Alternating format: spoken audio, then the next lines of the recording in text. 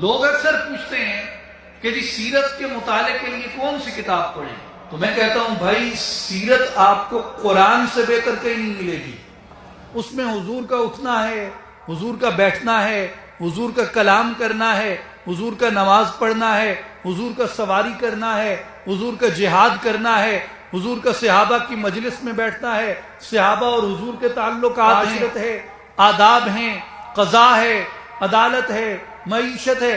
سارا کچھ جو آپ سیرت کے متعلق تلاش کرنا چاہتے ہیں وہ قرآن مجید کے اندر موجود. تو حضور کے اہل بیت بھی قرآن میں، حضور کے خلفائے راشدین بھی قرآن میں، حضور کے یار بھی قرآن میں، حضور کے صحابہ بھی قرآن میں، حضور کی امت کے اولیاء بھی قرآن کے اندر. اس لیے میں کہتا ہوں کہ جس نے عظمت اہل بیت پڑھنی ہو وہ قرآن پڑھے، جس نے عظمت صحابہ پڑھنی ہو وہ قرآن پڑھے، جس نے عظمت علی پڑھنی ہو وہ قرآن پڑھے.